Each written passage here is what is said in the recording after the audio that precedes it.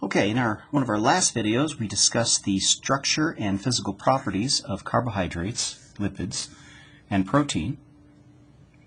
And now we're going to be talking about how these components are digested and how those components that are digested are absorbed into the body. So, of course, the location of this is going to be the small intestine. We've now passed from the oral cavity, ingested our dietary components, passed through the stomach, and now we're in the intestine. The importance of the small intestine is that this is a place where the pancreas can empty its enzyme content that it has synthesized into the small intestine. The pancreas is the organ that is producing the majority of the enzymes we use in digestion of dietary components. So let's start out by talking about carbohydrate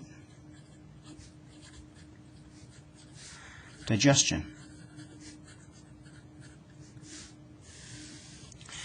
Now, the process of digesting carbohydrates is a very simple biochemical mechanism. The enzymes are all part of a group called hydrolases. Hydrolases simply mean the enzyme is able to take water and break O-glycosidic linkages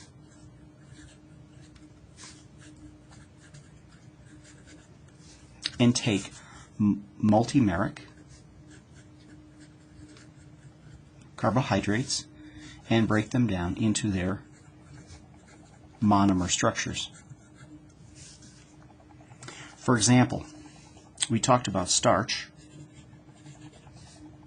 Starch is a glucose polymer.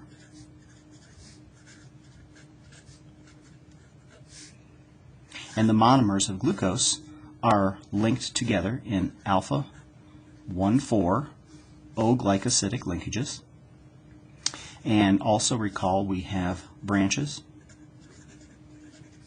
on the polymers, and these are connected by 1 alpha 6 linkages. So in order to digest starch, to obtain the glucose monomers that we need for absorption into the body, we are going to use the enzyme amylase. This enzyme is a hydrolase, and it has the ability to take water and add it across the alpha 1,4 linkages.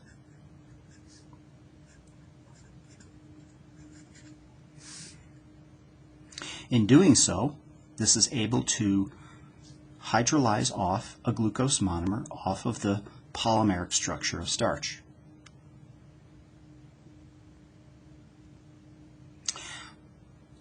The next one we need to talk about, enzyme, is going to be processing the carbohydrate lactose. Lactose, recall, is a disaccharide, and it is composed of galactose and glucose. Now again, similar type of enzyme as amylase, except it has a differential substrate specificity, and this bond between lactose and glucose is broken by the enzyme called lactase. Once lactase performs this hydrolysis, it releases glucose and galactose as monomeric units that can be taken up again in the body. The final one we have to consider is our carbohydrate, dietary carbohydrate, sucrose. Recall, sucrose is a disaccharide of glucose and fructose. Similar nomenclature that we followed here with lactose, the enzyme sucrase performs the hydrolysis to cleave glucose and fructose releasing these monomers for uptake in the body.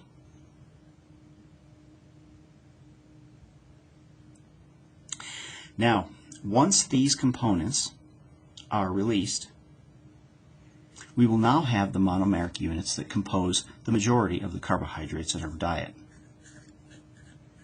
This being, of course, glucose, galactose, and fructose. These are all monomers. Recall the nomenclature that these are all hexoses. All three of these carbohydrates have 6-carbon backbone structures. Now, let's take a look at how these are absorbed into the body. What we have to consider is the cells that are involved in taking these monomers up are going to be lining the intestinal epithelium. So if this is the intestinal lumen at the top of the page, this would be the top of the cell that is lining the lumen. This layer of cells is called an epithelium. The epithelial cells are specialized cells that they have specific transporters to be able to take material up from the lumen and bring it inside the cell. Now, material has to be transported across this membrane at the top because adjacent cells are linked together by what are called tight junctions.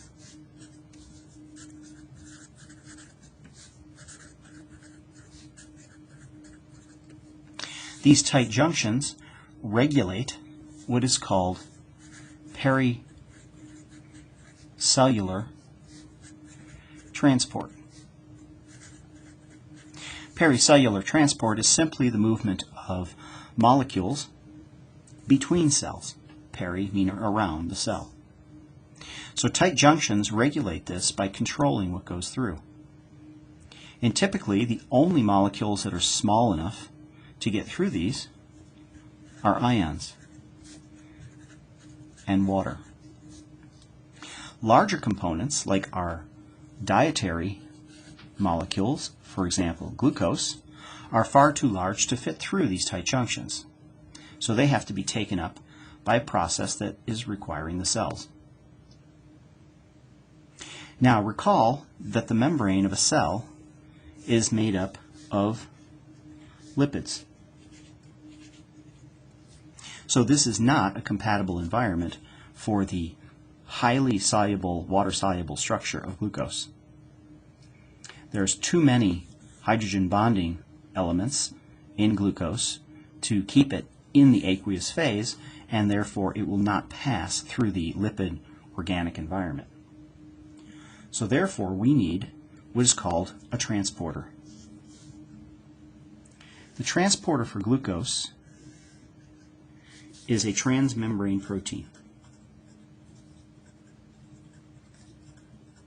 This transmembrane protein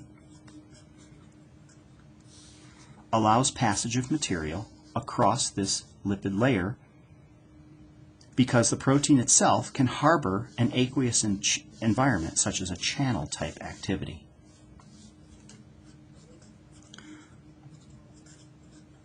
Its function as a transporter will bring hydrophilic molecules across the hydrophobic barrier and into the cell. For example, glucose can be bound specifically by this transporter and transported into the cytosol of the cell. Now this is a very, very important process because glucose is our primary carbohydrate energy source. So we want a process whereby we can make sure glucose is being transported in the cell. We're not going to just rely on simple diffusion control binding of glucose to the transporter. We are going to couple this with the co-transport of sodium ions. So this is a co-transport activity. What this means is that the transporter will only work when glucose is bound and a sodium ion is bound. Then both of these will be transported in simultaneously. Now, what powers all of this? Well, if we look at what is called the basal surface of the cell down here in this region, we will find another transporter. This transporter is effectively going to be transporting sodium out of the cytoplasm of the cell, and it will transport potassium inside the cell. Now, in order to do this, we need to make sure that there is enough energy, free energy, to drive this reaction. So you'll see me draw a little squiggle on this, and what this means is that this particular transporter is hydrolyzing ATP into ADP plus inorganic phosphate, and what we are getting out of this is energy.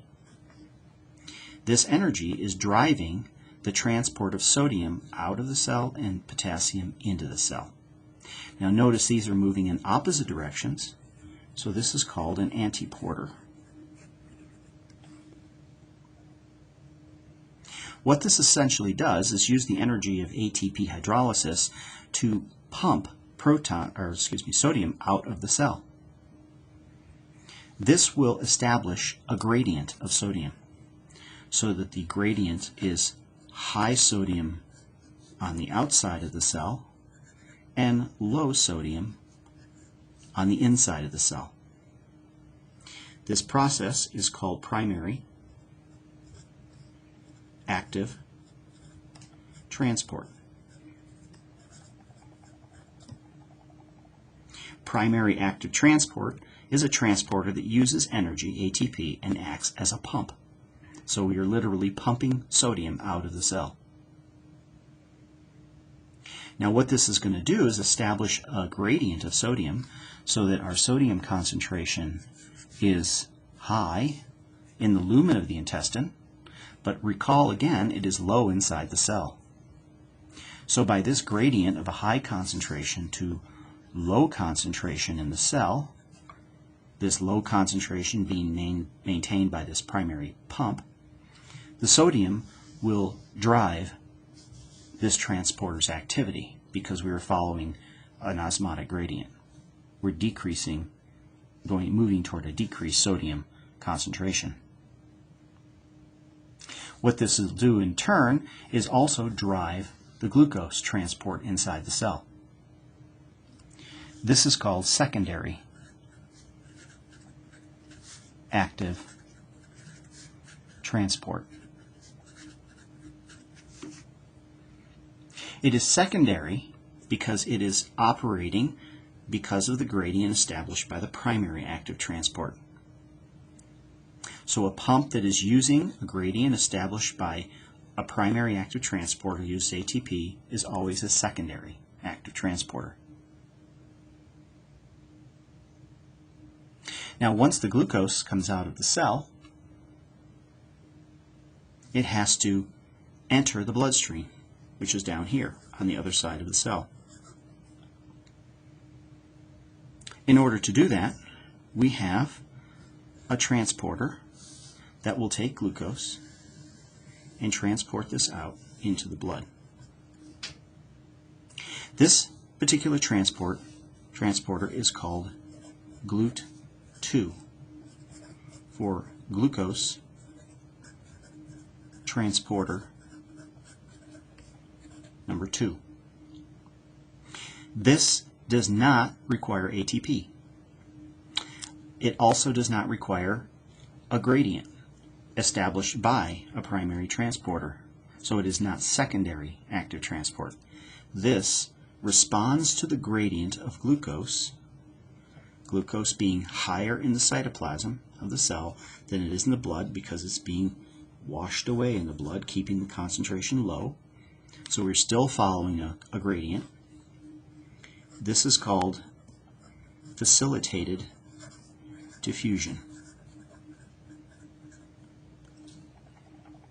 Now, facilitated diffusion is simply allowing the molecule to flow through this transporter based on the gradient of itself alone and nothing else.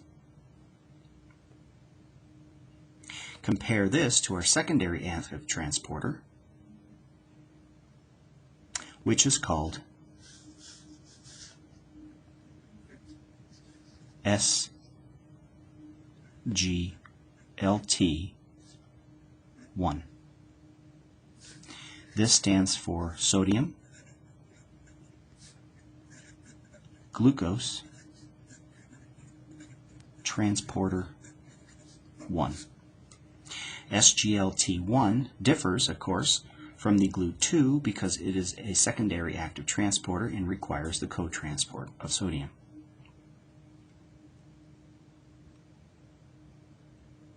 Now, let's go back here and address this sodium-potassium transporter.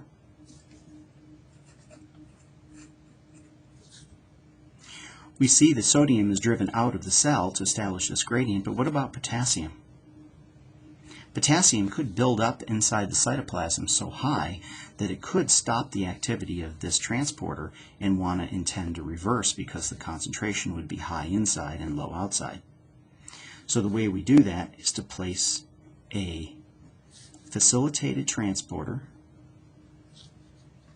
for potassium in the cell, so this responds in the same manner as GLUT2, responds to the high concentration of potassium inside the cell and allows that to pass through.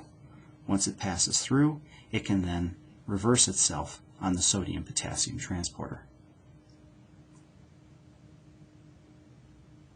Now, if you recall the structure of glucose, you'll notice that it is very similar in structure to galactose.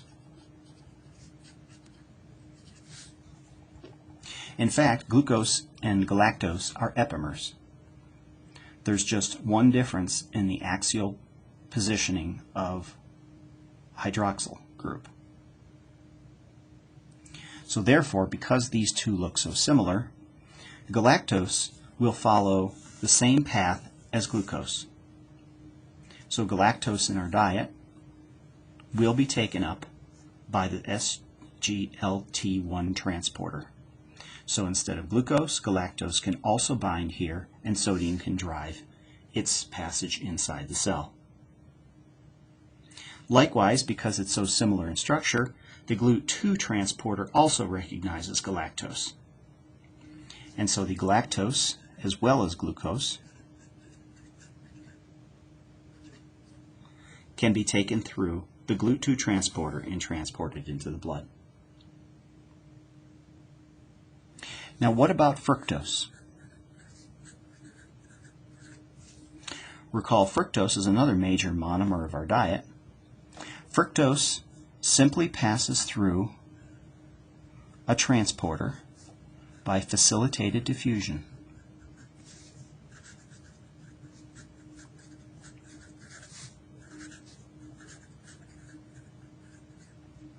This transporter operates the same as GLUT2, except this transporter is specific for the carbohydrate fructose. This transporter is called GLUT5. I know, you want it to be called maybe FLUT5 for fructose transporter, but this is a misnomer because of purification back in the originally when these enzymes were identified as transporters. GLUT5 was thought to be a glucose transporter.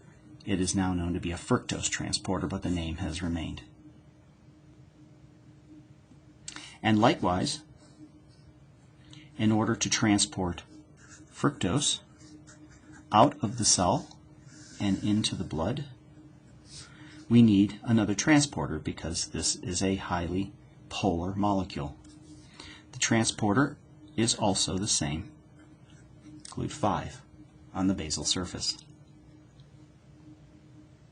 This operates strictly because of the concentration of fructose.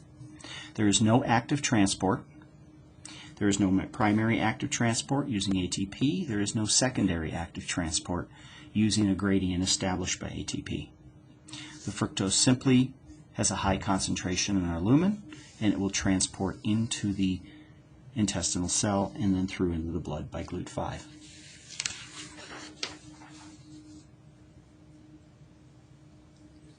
Now let's move on to dietary fats.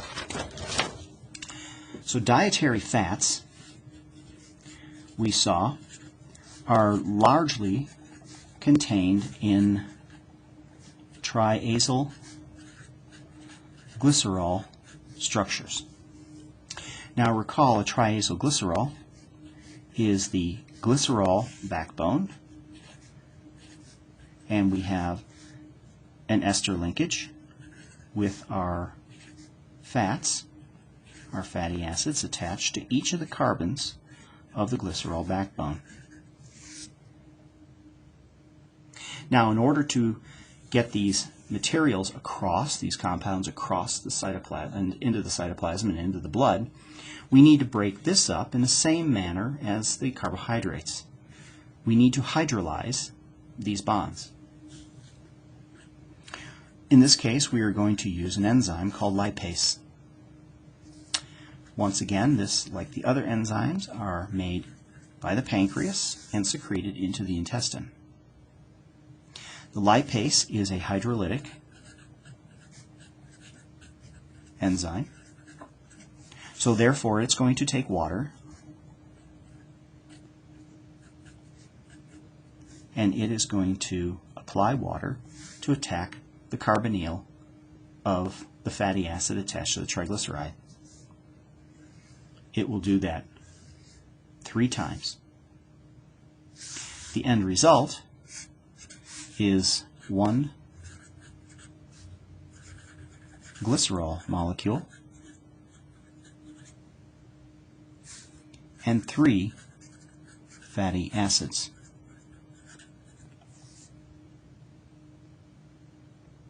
Now, alternatively, the lipase activity may be incomplete. And if it's incomplete, it will cleave the outside fatty acids from the glycerol backbone. For example, cleave number 1 and number 2 over here, but this one will not work because lipases are highly specific for the fatty acids on the ends of the triacylglycerol structure. There's some activity, although be weak, to cleave the fatty acid on the middle carbon, number 2. The primary substrate is fatty acids on carbons 1 and 3. In this case, we will yield 2 fatty acids and 1 molecule called 2-monoglycerol. This is simply the glycerol backbone with a fatty acid remaining on the number 2 carbon. Now, in order to get these into the cell, we have to revisit our intestinal epithelial cell. And fatty acids, recall,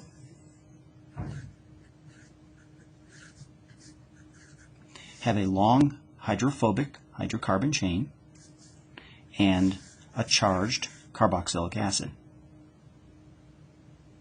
So these long hydrocarbon chains, you would think, might allow it to pass through the lipid membrane, the organic environment. But it cannot because of this carbohydrate, or this carboxylic acid residue. This is charged, so it will not pass this membrane. Therefore, we need a transporter.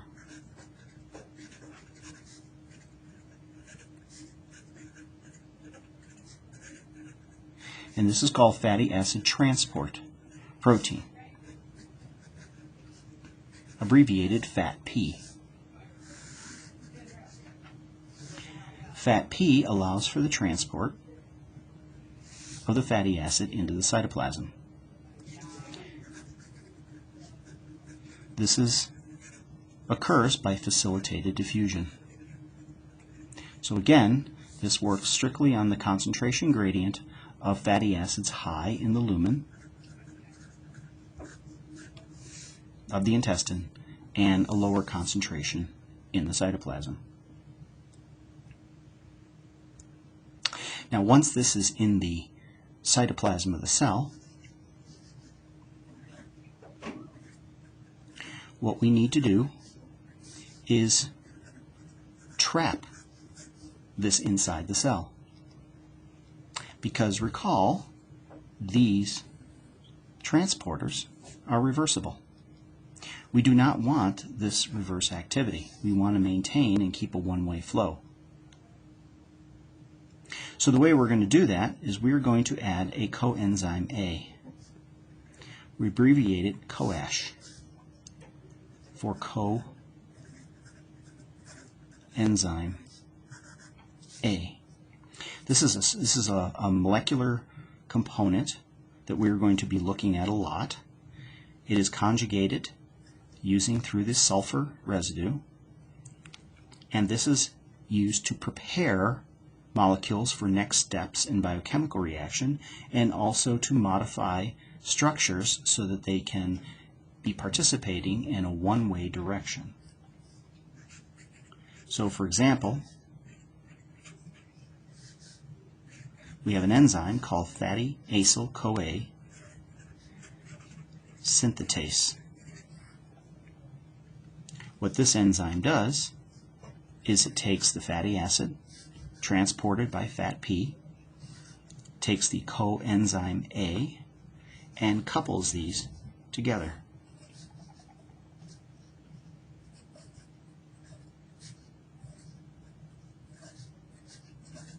In this fashion. Now this structure is physically different than the fatty acid, so the fat P transporter will not recognize it. Now we have one more issue here, and that's the hydrophobicity of the hydrocarbon chain. This is not soluble in the cytoplasm. So how do we transport this in an aqueous environment of the transporter in the cytoplasm? What we need to do is call on another protein called fatty acid binding protein.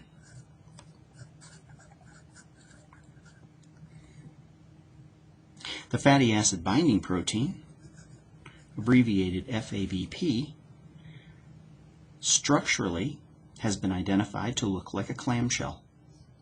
So it looks like this.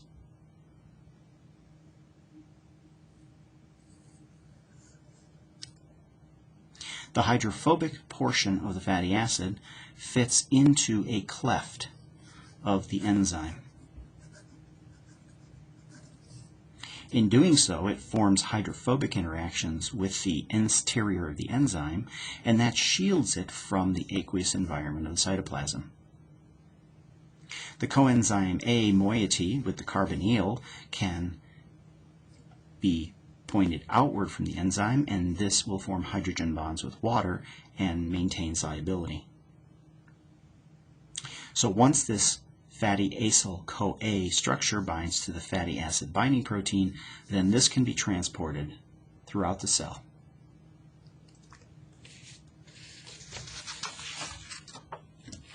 Now the final structure we have to look at, of course, are proteins. Now we saw that proteins, their initial digestion occurred in the stomach, and they underwent an unfolding denaturation because of the low pH in the stomach, and then partial digestion occurred because of the enzyme pepsin. Recall that pepsin is from a general class of enzymes called proteases, enzymes that cleave proteins. Now we need to take a look at the different classes of proteases. Pepsin is one, but there are several others that are made by the pancreas. And let's draw the backbone of a short protein.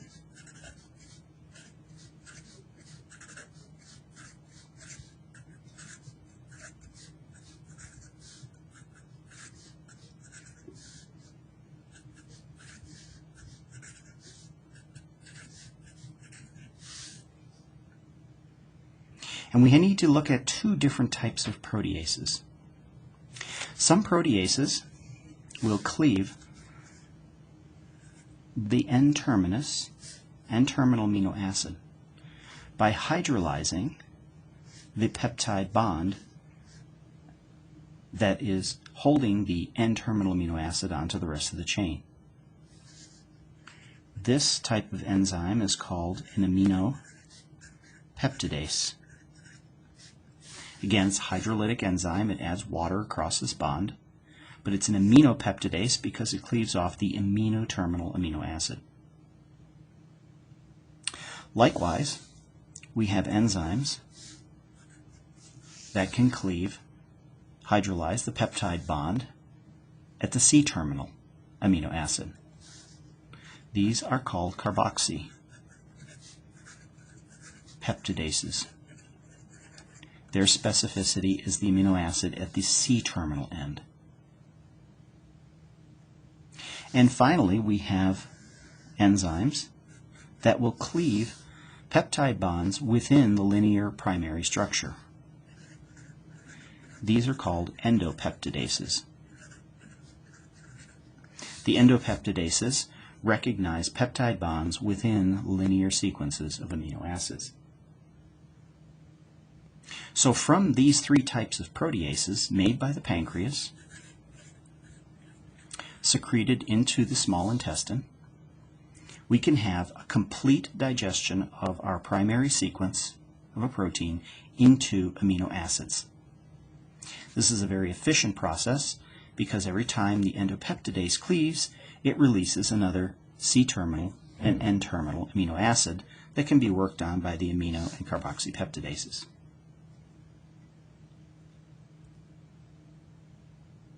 Now the question is how do these proteases, how are they synthesized by the pancreas, secreted into the small intestine,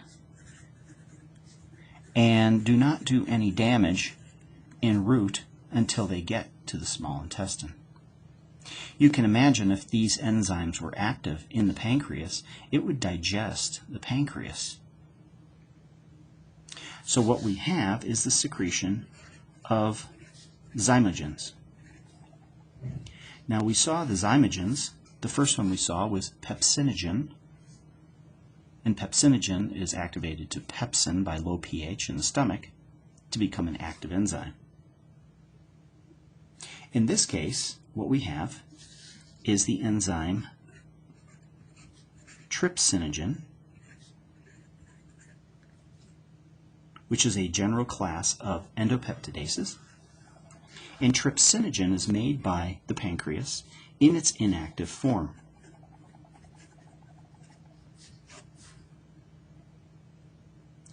A series of other enzymes, aminopeptidases, endopeptidases, and carboxypeptidases, are also made and synthesized in the pancreas in their ogen inactive forms. When the trypsinogen reaches the small intestine upon secretion, what happens is it is converted into trypsin, which is active. This is done by an enzyme called enterokinase. The enterokinase is located on the epithelium of the small intestine. So this is a transmembrane protein on the luminal surface of the small intestine, and it activates the trypsinogen to trypsin. The trypsin now can mediate the activation of all the other proteases that are in the environment. So it's a cascade. Once all of these proteases have been activated, now we have the full complement of aminopeptidases, endo and carboxypeptidases, to work on the proteins in our diet.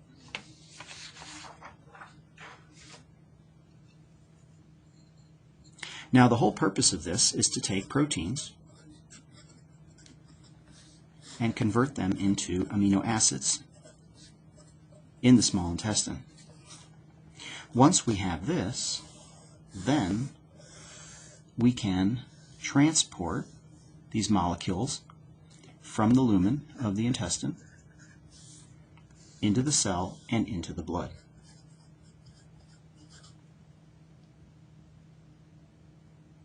Now recall the structure of amino acids. These are generally polar or charged, and so these structures will also need a transporter. This transporter will bind amino acids, and it will transport them in conjunction with sodium. So in a similar process as we saw with glucose uptake, this is secondary active transport.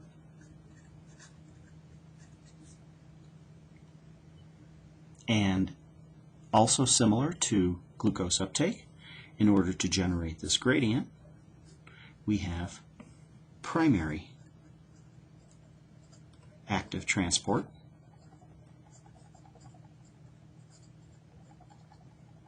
which is going to pump sodium out of the cell and pump potassium into the cell and hydrolyze ATP as the energy source to drive this gradient formation. Now there are facilitated transporters to take amino acids once they're in the cytoplasm and transport them into the blood. These, of course, work on the gradient established by the amino acid sodium transporter. The gradient is now used by the facilitated transporter to transport the amino acids out. One other note here is that the protein's digestion is not absolute. We can also have digestion down to di- or tripeptide structures. These di- and tripeptides have their own transporter to be taken up. Once these are inside the cell, these di- and tri-transporters are digested down to amino acids, and then they can feed into the stream of flow of amino acids into the blood. One final note is that the amino acid transporters have interesting characteristics to them. There is not a transporter for every one of the amino acids. The amino acid transporters can be considered class-specific. So what does that mean? We may have an anion transport for glutamate and aspartate, for example. We may have a cation transport for lysine and arginine. We may have a hydrophobic transporter, for example, for leucine and valine, etc. So the amino acids are taken up primarily by the characteristics of their R chains. So their R chain will dictate the transporter that is being used.